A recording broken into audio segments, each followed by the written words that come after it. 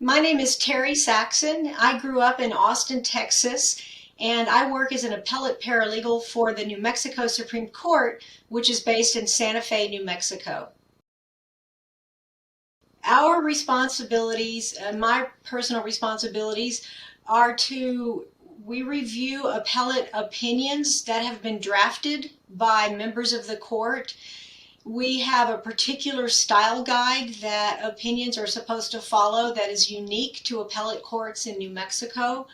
And so my job is to review the opinions, first of all, to make sure that they comply with that stylistic and technical manual that we follow. And then we also have other sources that we need to comply with, such as the Blue Book. There's a manual called the Greg's Reference Manual. It's very technical. And also, we're called upon to just review them for flow and readability, because the court understands that it isn't just judges and attorneys who read our case law.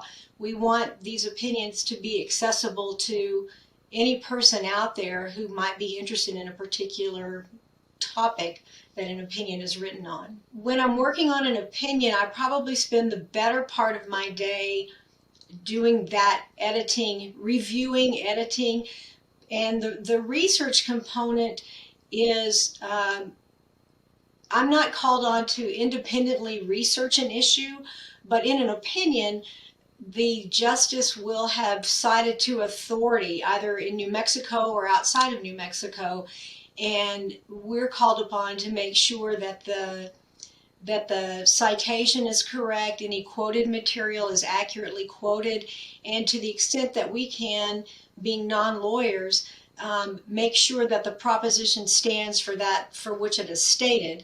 And then if we have questions about that, then that's when we reach out to a law clerk and say, this maybe doesn't seem like it supports what it's supposed to. What are your thoughts here? Actually, it did start in high school. I was a member of a club that was focused on office education and preparing people to work in an office environment. And I went to a competition where we had there were different things that we competed in.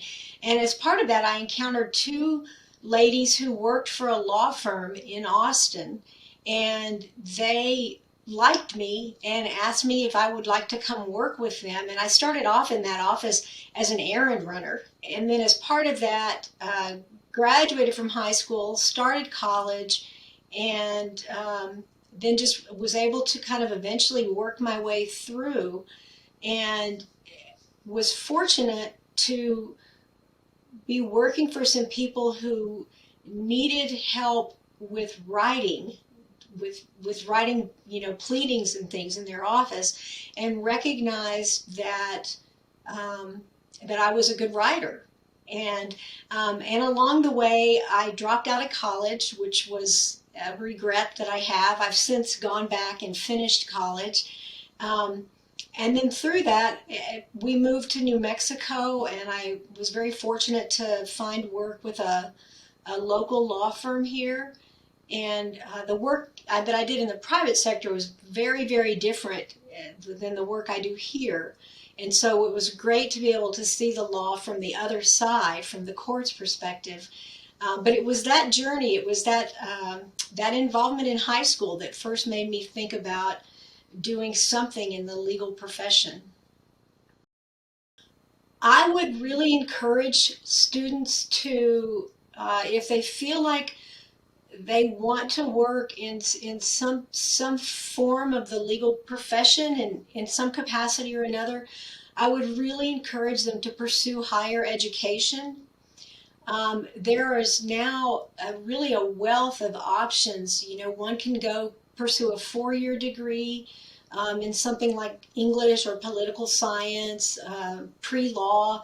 There are also in New Mexico and in Santa Fe in particular, our community college offers a wonderful paralegal training program that's a 2-year program.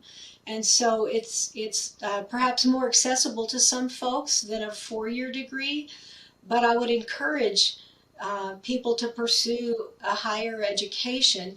And then I would also offer from my own experience, if you start out and your life doesn't go exactly as you had scripted it out when you were 17, it's okay. I call my journey the scenic route.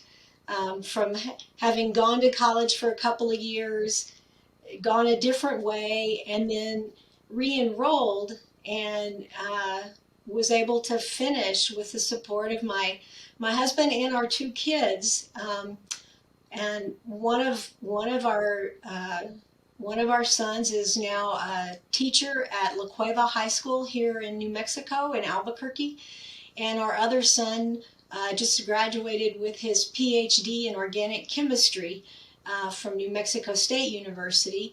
And so I like to think that by being in school for 4 or 5 years out of their lives and them watching me have to, juggle those demands between working and raising a family and being a college student, set some sort of an example about how important education is to all of us, certainly to my husband and myself.